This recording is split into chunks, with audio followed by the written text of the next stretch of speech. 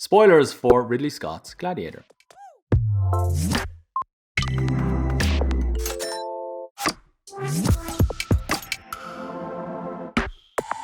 Hello, everyone, and welcome to another episode of Screenwriters Rewatch, our weekly series where we delve into the IMDb Top 100, see if they deserve their place in the script department vaults. Marcus isn't here this week, but that's okay because we're joined by Helen. Hello, Helen. Hello. And Hi. myself to discuss Ridley Scott's Gladiator, to see if it deserves its place in the script department vaults, buried deep beneath the Colosseum, which is just an hour up the road from where I am right now. We really should have done this on location, I think. Kind of missed a trick there. Before we get into all of that, if you haven't, do subscribe to our podcast wherever you get your podcasts for daily content like this. Do check out our website, scriptdepartment.net, to see what all the latest stuff from our global network of screenwriters. Check out our social media pages, links are in the description, and please buy us a coffee if you like what you're doing. Links below on how to support the channel. Okay, Helen, tell me about your memories of watching this film. Have you watched it again recently? What do you think of it? Go for it. Yes, so I've seen this several times when it first came out and over the years, and I watched it again recently. It's what can I say? It's just one of those staple films that you have to sort of watch. It's an epic. It's brilliant. It really is the definition of epic, I think, actually. It's one of those films that I did see it in the cinema, and it was just like nothing I'd ever seen before. I don't think I'd ever seen a Swords and Sandals movie, as they were called, before at that point. And I'd heard a lot of, there was all the Oscar buzz around it and all that. And I think I'd been conditioned at that point, because I think I was a teenager at the time when it came out. And I think I was conditioned at that point to believe that Oscar films were meant to be slow, boring dramas that didn't have any excitement or like decapitations or big war scenes or anything like that, because you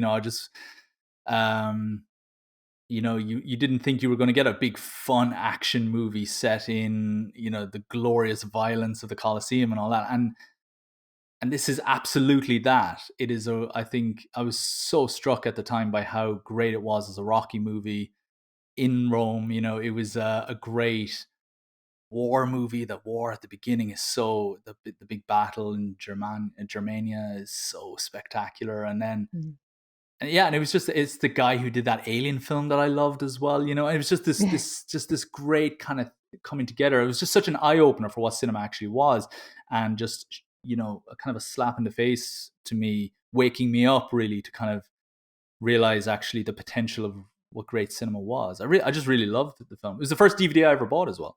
Back when DVD players had become this big new thing, and you would buy them and you get to pick a DVD from the shelf to take home with you. And Gladiator was just the one that I just kept grabbing. Of course I'm going to get Gladiator. I really love this film.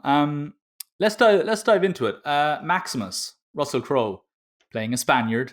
Not that far removed from his fellow Australian Mel Gibson playing a Scotsman. Yeah. We talked about Gladiator when we were comparing it to Braveheart. I'd made some comparisons to Braveheart in our last Screenwriters Rewatch, and the thing that jumped out at me was that while Braveheart was really striving to kind of run home this is a true story, this happened to a degree, etc., Gladiator seems completely uninterested in trying to convince you that this is historically accurate or relevant or anything, and it just seems just interested in telling you a great story. When you were watching it, did you get hung up on the history side of things? Do you I don't know, compared to Braveheart, how did you feel about this as a historical epic, let's say? Well, I think they paid homage to all of the stuff that we all know about. The Colosseum, the gladiators, the sandals and the swords. So I think they gave us visually what we wanted, and then as it came for names and specific characters, I think that was where they had room to kind of stretch it a bit, because I mean, I maybe I didn't pay much attention at school, but apart from the obvious names, like Caesar, there were names in there that probably would have gone right over my head. So I think I think I would have been watching it. I was in it for the cinematic Mm. experience and for that story, and I think they played right into that very well. It is funny because I do live near Rome, and whenever you go to Rome, you're surrounded by, particularly when you go to the real tourist spots, you'll see people dressed up in the kind of gladiator armor and posing for photographs, and you'll see in lots of different shop windows, souvenir shops, you'll see gladiator memorabilia or gladiator merchandise, let's say, or kind of knockoff merchandise. The helmet is always there, the spiked helmet. Um, is always on display in every shop, and it's so funny because it's almost like they're everybody's latched onto this as being this thing that is related to Rome, and yet it does feel to me when I watch this, the only real kind of connection I feel that's authentic to Rome is the Colosseum. I feel like this is a story that could have existed in ancient Greece or in Game of Thrones or something. Like, it doesn't Yeah. feel to me like it has to be Rome, No. but I love that. I don't think that's an issue. I think, like you said, it does just what it needs. It gives you just enough, but then it doesn't feel like it gets itself tangled up in the past, No, it's which not pushing it in your face, is it? It's not expecting you to be able to go, oh, yes, that's correct. Oh, yes, that's also correct. and I think because of that, it's just a far more immersive experience. Yeah. I'm not I'm not wondering, did that really happen? Which I do sometimes when I'm watching historical stories. I'm like, wow, did that really happen? Like, is that and you almost want to go on Wikipedia rather than keep watching the movie. And I do think there's a lot to be said for actually pulling back on some of I know that sounds strange to say, but pulling back on a lot of those, trying to, almost like trying to shoehorn in those key moments in history, and instead actually just maybe concentrating on something more focused and allowing the characters to breathe more. Because, like, I'm a firm believer that if you want a history lesson, there are books and websites and stuff like that, and YouTube video essays that are going to be far more effective at educating you than a movie ever will be. Yeah, exactly. Um, so yeah, so I think it's a really interesting film from that respect. I mentioned Maximus. To me, Maximus is one of the great protagonists of modern cinema. Uh, he has no backstory, which is fascinating to me. Am I forgetting something? He doesn't have a backstory. He's the No, he Spaniard, doesn't. and They that's it. kind of the whole film just opens with everyone respecting him and honoring him and thinking he's amazing, and they'll follow him off a cliff, um, which obviously is how it ends pretty much as well. Sorry if that spoils it. Um, but yeah, there apart from that and the very brief snippets of the same repeating snippets of him and his wife and his son, there is no backstory. But do you need a backstory? Do you need to know how this guy became a great guy because he's just a good guy? Are we interested in the backstory? Exactly, and I love that. I love the idea that it's all in the moment. We're seeing it all in the moment play out. He's a great general. We see him leading them to success in battle.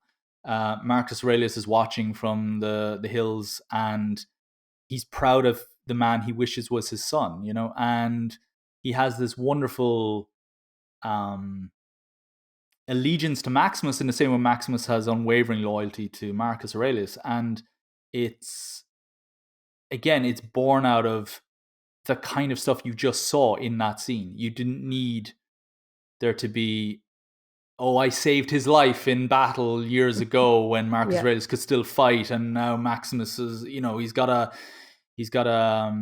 always be there by his side. Like, there's none of that. It's just, we're just in the moment, and I just think that's so brilliant. And you know, everything that comes from this movie is about decisions they're making in the moment.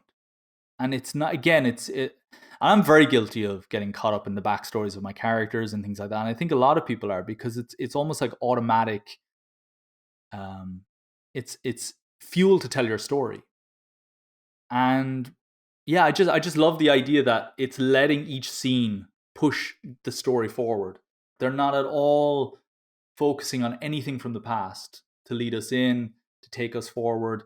And it's everything that you see play out on screen in the present is taking the next step forward, is unfolding, is unraveling the rest of the story. What do you think of Maximus as a character? I mean, I find him a really fascinating character, but I also find it a bit silly that they keep calling him the Spaniard. I feel like that's a detail that they didn't need, because Yeah, I'm looking at a man who's clearly not Spanish. no, exactly. But I guess for him to kind of hide in plain sight, he needed to have that pseudonym. So Mm. I guess for that purpose it works, but he hasn't got a Spanish accent. I guess apart from the fact that he says he's in Spain, is it obvious that he's in Spain? Because I think you could look at his Yeah, yeah, beautiful home and yeah. imagine that that was also Italy. So yeah, I think apart from that, is it necessary that he is from that different country?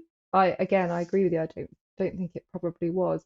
He is a fascinating character, and he's a very gentle character. And he something I noticed actually that I'd not noticed before was it took him almost over an hour into this 2.5 hour film to kind of, you know, accept this call to arms, and yes, okay, I will act on this. I will, I'm not going to be passive anymore. I'm going to go on my hero's journey and all of this. So but that's a really long way into the film, I thought, and I guess that just underpins his moral standing, that he would rather have earth on his hands than blood, and he's not in it for the fight.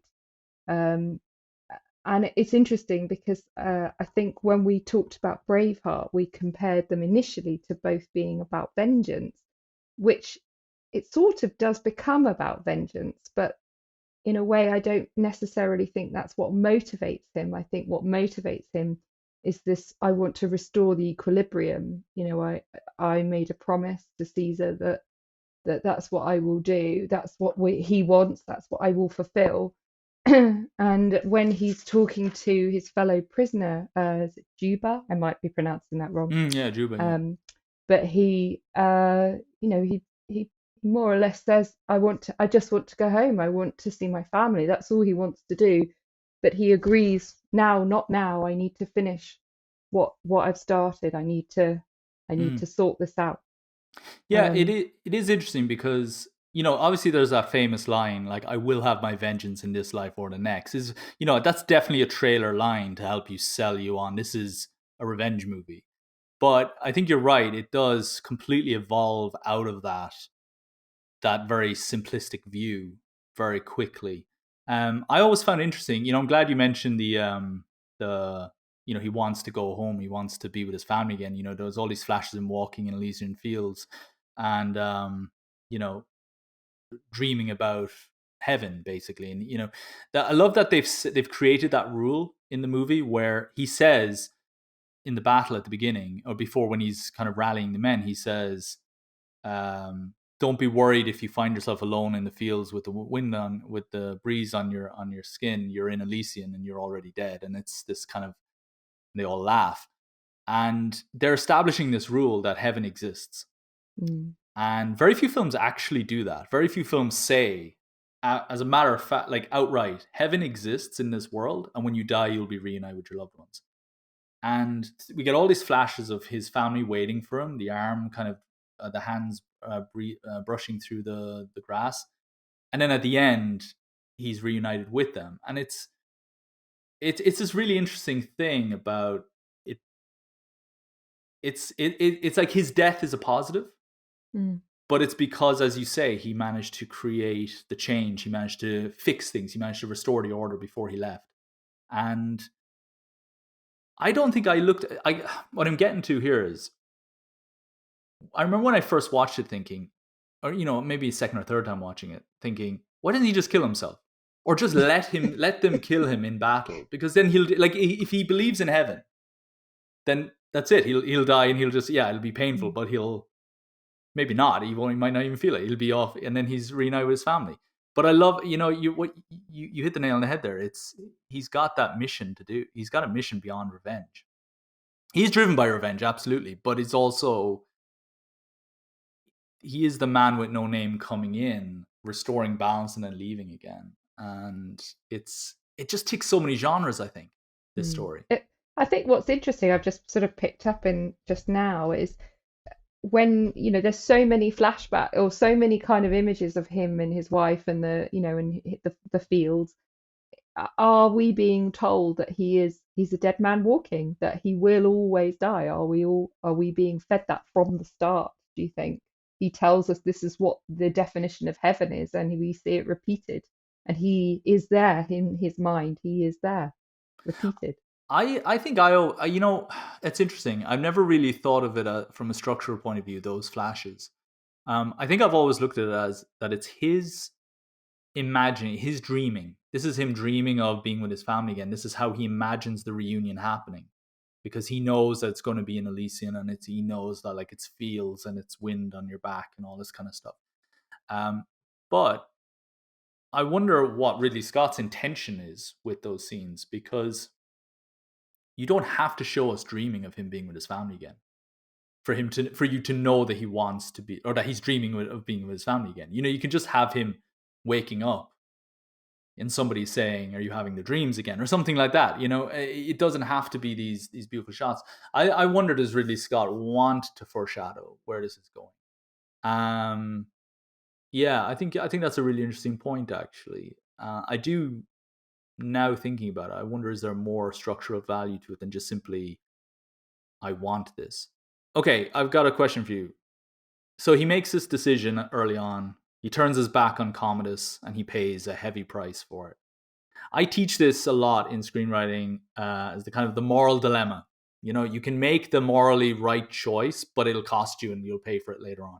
You can make the logically cold decision, and it might make you more of a tragic character later on, because you're going down a dark road then, or it might go against the audience's morals, for example, or things like that. Or in a movie like Alien, it can be great because Ellen Ripley will make the cold choice of leaving them outside when they need to get back on the ship, because we all know as an audience, yeah, you're all doomed if you let this alien on the ship. So she makes a tough choice, but we kind of agree with their decision making. Do you agree with Maximus turning his back on Commodus?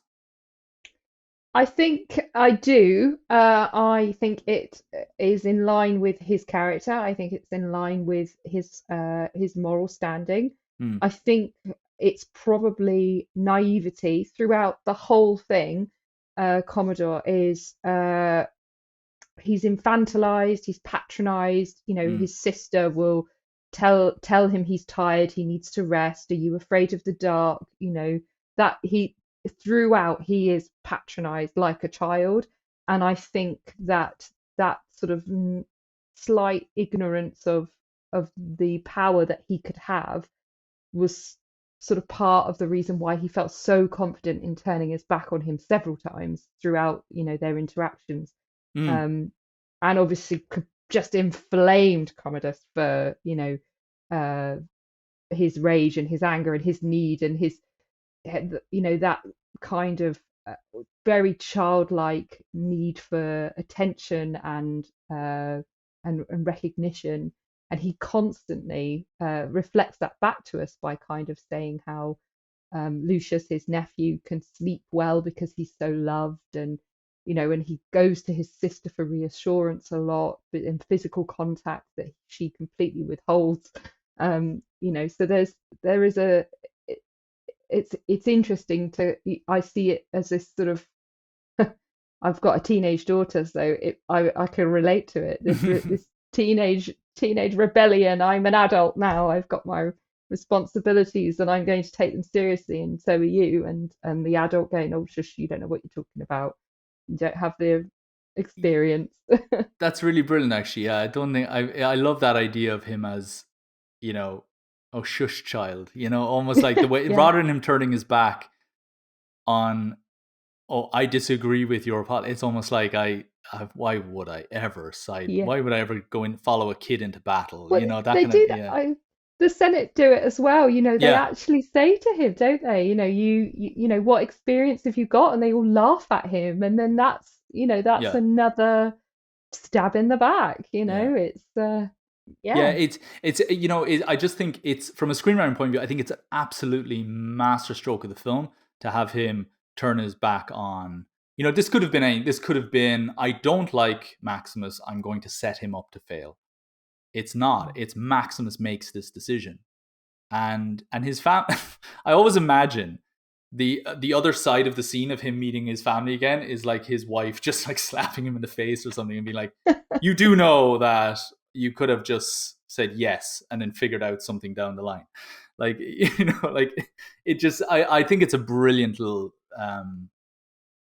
quandary for the audience to think about as well, Mm. because yeah, it's just so we like to think we would have made that decision. We like to think we would make the same decision as Maximus, but it's not easy. It's really not an easy decision to make. And I No. think it says a lot about Maximus as a character, about how sure-footed he thinks he is as well, that he can follow, that he can just do that, and he can just let pride and principle Well, yeah, he's just get in come the off way. the battlefield. He's loved Yeah. by his whole regiment. He's loved by, by Caesar. So why would he think that he wouldn't be able to sort this out and actually, achieve what he needs to? So yeah, that. Quintus is a bit of an asshole, isn't he? Because the guy who orders his arrest. I mean, he's his right Oh hand yeah, man, and then he orders his arrest. He presumably orders oversees the death of or oversees his his family. execution, oversees the death of Mm. his family. Yeah. And in the extended edition, they I think it's in the extended edition, maybe even in the theatrical release, they do describe the horrors of what they inflicted on the children, on the wife Oh and child, really? and it's really not pleasant. And you just think Quintus had a hand in this, and Mm. by the end, he's like, put your swords Yeah. away, man, and it's Yeah. like it's okay now, I'm He on the right changes his side, mind. and it's Yeah. very he's getting a bit of an easy ride there, I think. But again, I just love the way the characters tend to. There is no, with the exception of Commodus, there's very little. It's all shades of grey. I think people are able to kind of move in and out of light and dark. I think quite interestingly in this film. We've segued into Commodus really well, actually. Instantly vilified for killing the father, Richard Harris, who we come to really love through Maximus. I love the idea that Maximus loves this man, therefore we should love this man. And they've portrayed him as this really kind old man, isn't he? I mean, he's like Yeah. Santa Claus. And it is like, if you really want us to hate Commodus, just have Yeah. him kill Santa Claus. Um, that's a comparison I'll never be able to get out of my head now, actually. No, that's all I'm going to think about. Yeah. It's just Santa's. Richard Harris is portrayed as the loveliest man in this Yeah. film. And he's apologetic to his son. Look, I'm sorry I Yeah. failed. He does that beautiful line where it's like, your failure as a son is my failure as a father. And you just think, what a brilliant blow to Commodus's, development, but also what a brilliant line as well. And he's and he smothers him. He holds him to his chest and he smothers him. It's not a knife in the back.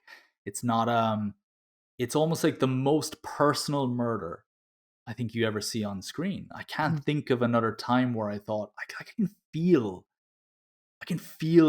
like the pressure, of him being pushed against him. It's so brilliantly written and delivered and executed. And then he imprisons I his th- sister. Sorry, go yeah. on. I was just going to say, I think with the smothering as well, it's the fact that he was on his knees Mm, and the way that he was being smothered, into the chest, into the stomach, at a childlike height. He's swapped the roles. His dad is there begging for forgiveness, and he's smothering him in a physical way that I think he has reflects at some point later on that he never had. He never had that emotional, physical relationship with his dad.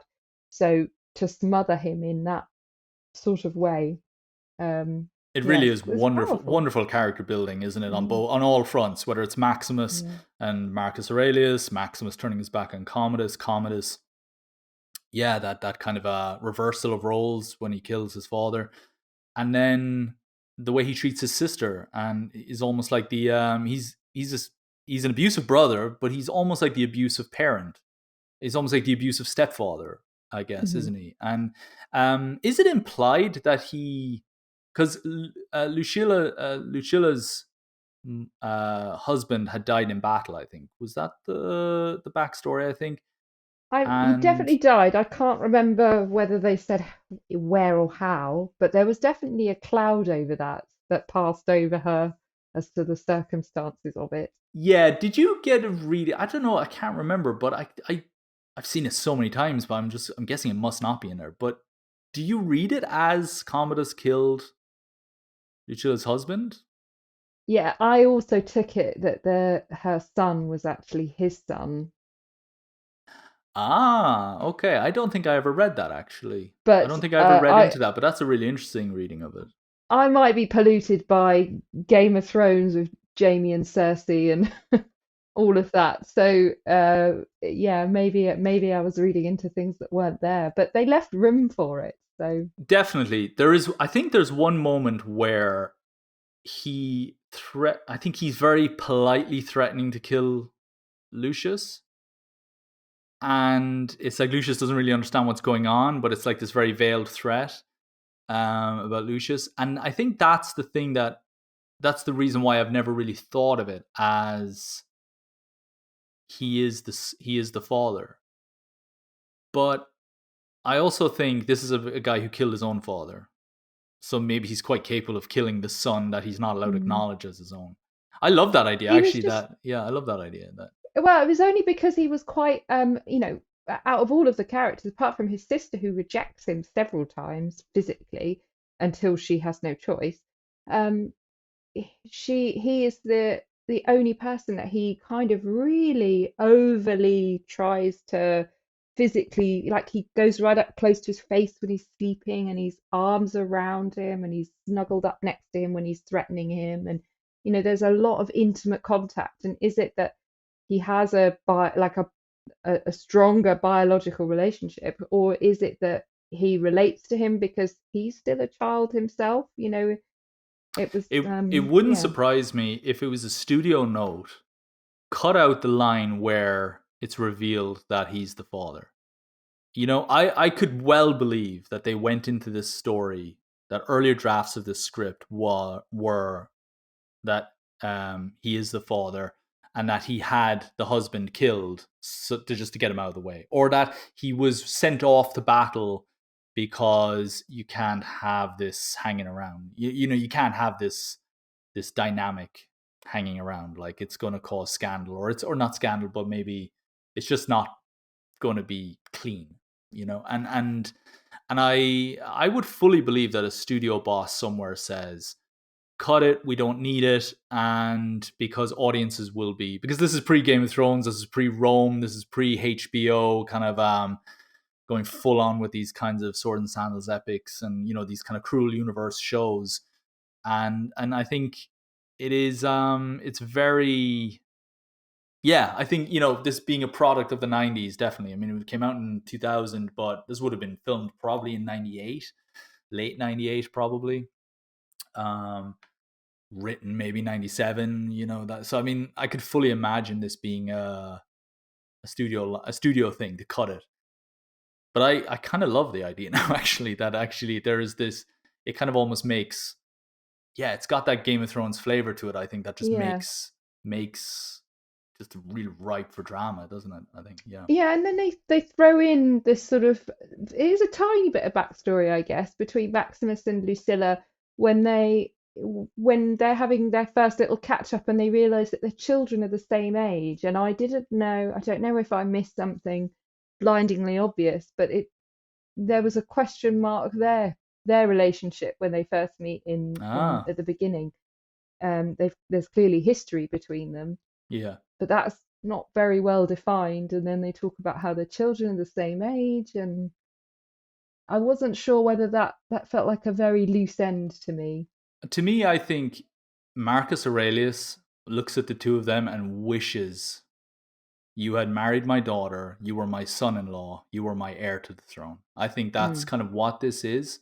I think that's what we've been given, I would say. And but I definitely think in previous drafts they definitely would have played with those ideas, and it got simplified for the sake of it then, because yeah, it's all just there ripe for the picking, isn't it? I mean, yeah. it's just so much great drama that is inherent to the world that it's set in. and it doesn't, the the brother having a child with the daughter with the sister.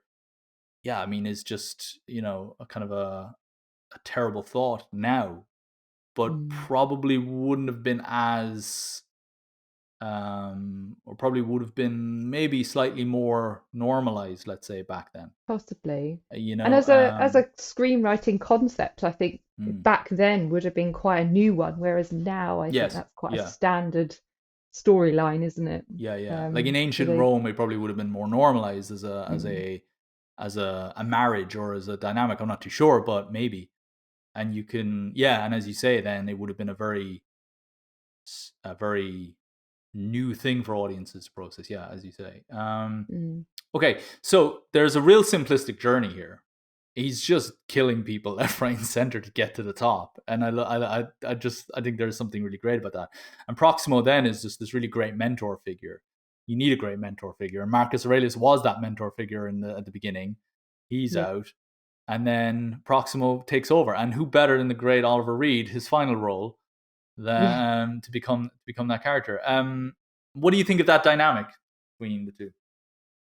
I think it works really well. He kind of takes on a more active fatherly role, and it gets him back onto the course of, take charge of what you're doing, and have a purpose, don't just bumble along.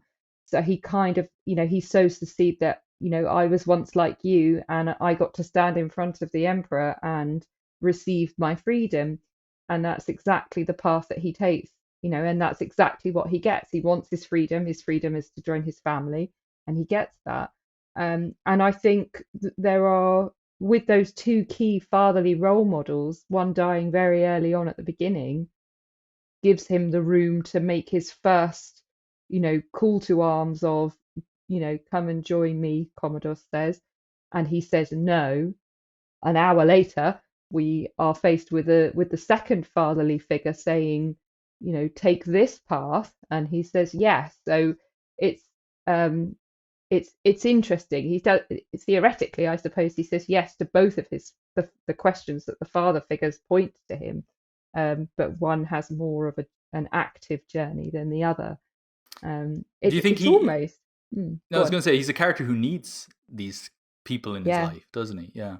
The no, you mentioned Proximo met the emperor, met Marcus Aurelius, and I love the line where Maximus kind of bellows and he's, you met Marcus Aurelius. I did not say I met him. I said he touched me on the shoulder. And it's this yes, wonderful, yeah, like he's so defensive about it. And he snaps at him, and then the wonderful moment at the end when Proximo, before Proximo dies, he gives him these keys, or he gives him something, and then he's helping them with the escape, and yeah, and he says to Proximo, are you in danger of becoming a good man? And he kind of yeah, scoffs, ha, and he walks away. And yeah, I love that line so much. Are you in danger of becoming a good man? I just think that's yeah, such a wonderful line. There's wonderful dialogue in this. I mean, it is such a quotable film. Again, you don't expect the I just think it was so unexpected. I think the quotable nature of that film is one of the reasons why it has lived so long in people's minds. I can say lines from that movie, and you will know what movie I'm talking about. And it's just something so iconic about the way it's done. The fight sequences extraordinary, like the they battles, are, the yeah. Colosseum stuff is just extraordinary. They The definitely get one up on Braveheart for that, I They think, don't really they? do. I mean, the complexity of making a film like that Yeah, as well is just wonderful. Credit where credit is. The screenplay can do all at once with dialogue and structure and all that, but credit where credit is due for having the vision to be able to show that spectacle. When they enter the Colosseum and they do this full rotation, what is the first thing they do? They look up and they are just looking around. Have you ever seen anything like this before? It's the greatest arena ever made in the eyes of these people, and you are told that just through the way they look at it.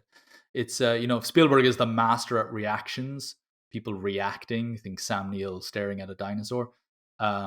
This is the war equivalent of that. I think it's magnificent. yeah. And I think I can remember thinking when I first watched this, think it was on Blu-ray when, if anyone can remember that was.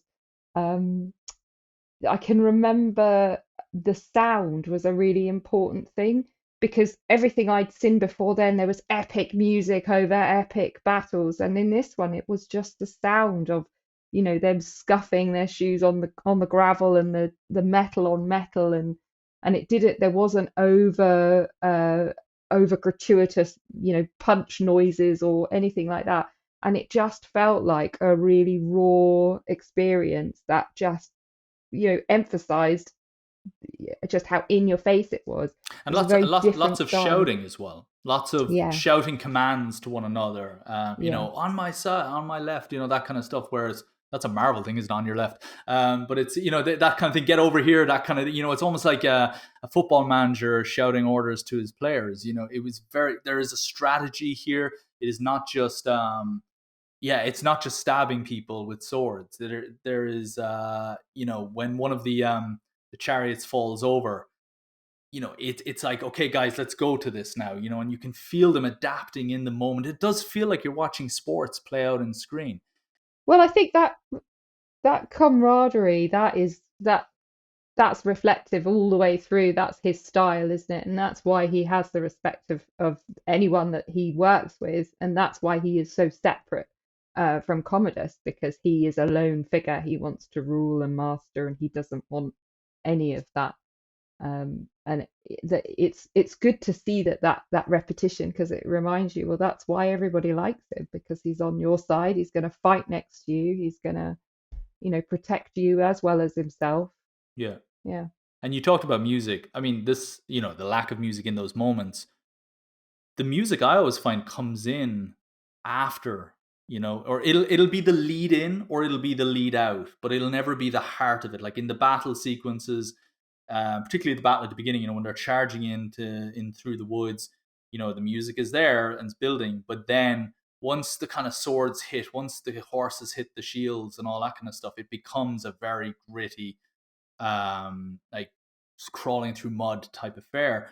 And then it's the same with the gladiator battles and so on, as you described. But that music is iconic. I mean, I remember I remember when we moved into this apartment, the my neighbor would watch TV really loudly, and it would be hard to go to sleep some nights because you just have the TV on, you kind of bang on the wall to tell him to kind of turn the TV down in Italian.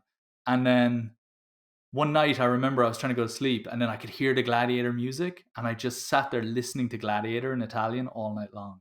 It's just the music was so good, and I knew instantly it was Gladiator because of the just how iconic that score was. And it is, yeah, it's just one of those things you hum. Like you could be driving along, and you Yeah. just start humming Gladiator in your mind. And It's it's really interesting. I don't know how much you know about Hans Zimmer, the composer, but I don't know, is it chicken and egg? Because his music is very similar. Not to do him any disservice, it's fantastic.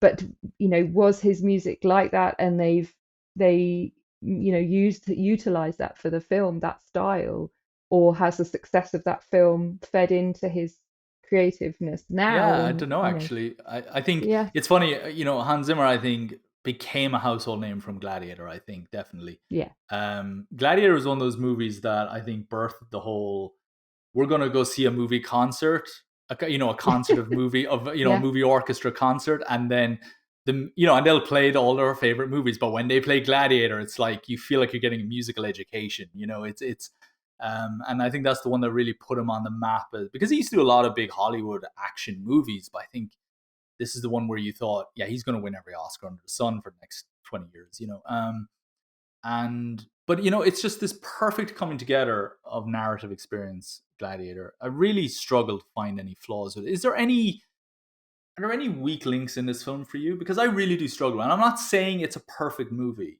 but I struggle as an audience member to yeah. to get Mm. into, like, to really be objective on that one. How do you? I I think the only thing that feels like a lost cause is the politics. That they are important. They help remind us the cause that Commodus is on, that Maximus is on. But I think those kind of little trickles where we're interacting with the Senate, they're not enough of a storyline, but at the same time they're there and they do serve a purpose.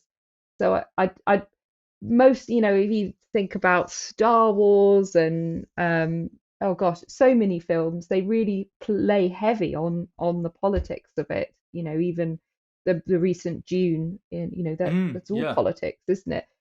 It's a very big, heavy subject. It's a big, heavy feature, and it feels like they kind of wanted it to be in there, but it's not strong enough. I remember watching the extended edition, and I don't really like the extended edition. I find it is a bit too kind of bloated, really. But I do remember seeing a little bit more of the politics side of things there. But again, even then, I don't. I think you're right. Actually, I agree with you on that. I don't think it was really that obvious, really, until you said it. But um, yeah, I do. I agree with you. The politics is a little bit undercooked. I see why it's there. I understand that it's all playing up to this idea that we're going to restore the status quo, as you said, Marcus Aurelius' vision, or whether it was there before, we're going to strive towards a better tomorrow, kind of situation. But yeah, it feels almost like the politics is there so that people can be released from jail at the end. That it's not Yes, just yeah, Maximus got his revenge and yeah, Lucilla is free. yeah, It's Gracchus and these other guys are now free as well. yeah, And now they can get back to doing what they were doing before, which exactly. never really seemed like they were doing anything anyway, because every time you see them, they're sitting there eating food and drinking and stuff like that. So you do feel like, Yeah, was Marcus Aurelius a fan of these guys either? I don't know. yeah, So no, I do think you're absolutely right on that front. Let's talk about the ending very quickly. yep, I love the absurdity of it. That he's going to fight the emperor of the Roman Empire yeah, in a duel. This guy who has slaughtered his way through every gladiator under the sun to get to this point, yeah, and the emperor is going to fight him. This guy who you feel like you could flick over, like the way they've built him up, he is not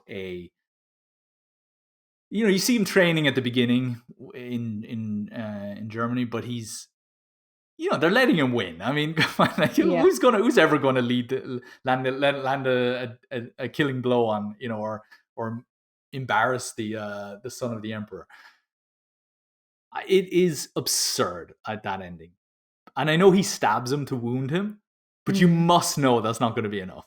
Like it no, really yeah. is. It really is bonkers that he went into that fight. What do you think? But he didn't just go into it, with the handicap, did he? He made sure, Commodus made sure that he was surrounded by his guards, so that if he wasn't going to win, I think that shows you that he doesn't actually believe that he's capable of winning, because he needs to have those guards. He needs them to be so tight knit. He needs that security. So he knows he's not going to win, even though he has wounded Maximus. But don't you think though that he's just going to look bad then in front of the masses if he. I mean, he must know he's going to look bad if he kills Maximus that everybody loves, but he surely he's not going to come out smelling of roses if his men do the dirty work. I don't know. I just it feels really odd to me that ending. But then the thing I love about it is it is such a satisfying showdown when he stabs Commodus in the neck, and he just Yeah. really pushes that blade in there. I mean, it is a satisfying. There's a crunching sound to that. That is just, you talked about sound design. That is it's a death you can kind of get behind in a movie. But I love that this didn't happen. When you're watching this, you're like, okay, this is total fiction. There's not a shred of, I mean, look, prove me wrong, but I doubt this ever happened in history. That the emperor went into an arena with the greatest warrior in the Roman Empire, or any warrior for that matter. Um, and I just love that. I love that it just lets go of the rules. That any other film would have tried to be credible, and this is Mm. so not credible, but made credible because of the storytelling. If that makes sense. Yeah.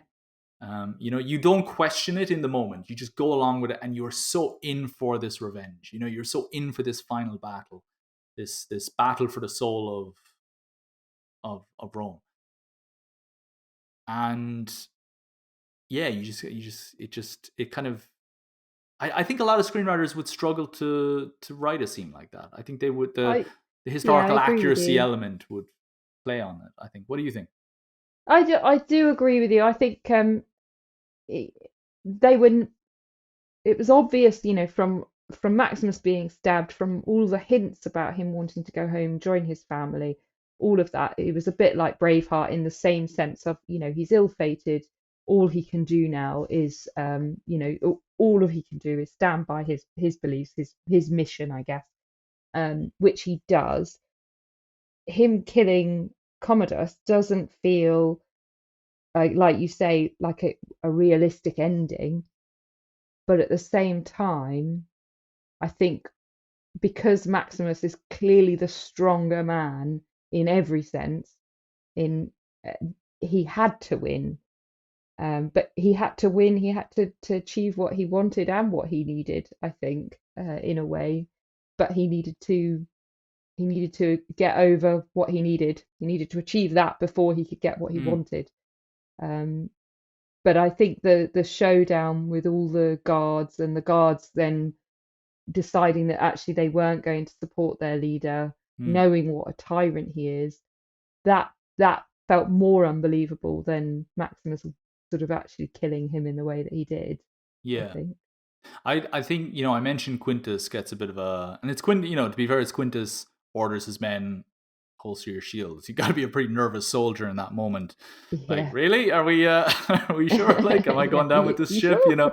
Um, but I think, you know what? If I have a criticism, it's that Quintus needed one scene, and maybe he does. Maybe it's just not kind of baked in my memory. But I feel like we need one scene where he's like, God, I made such a mistake. Like, I will live with this forever, and I hate Yeah. myself for what I've done.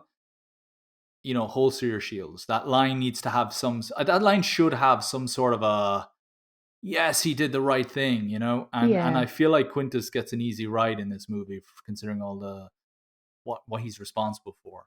Yeah. Brilliantly played, by the way, by I'm gonna pull up the name because I owe it that actor. He's just brilliant. Thomas Sarana. He's fantastic in that role. Mm. He's just such a, like, yes, you are Maximus's right hand man. Totally, I totally see that. And now you are the right hand man of the Emperor. I totally see that as Yeah. well.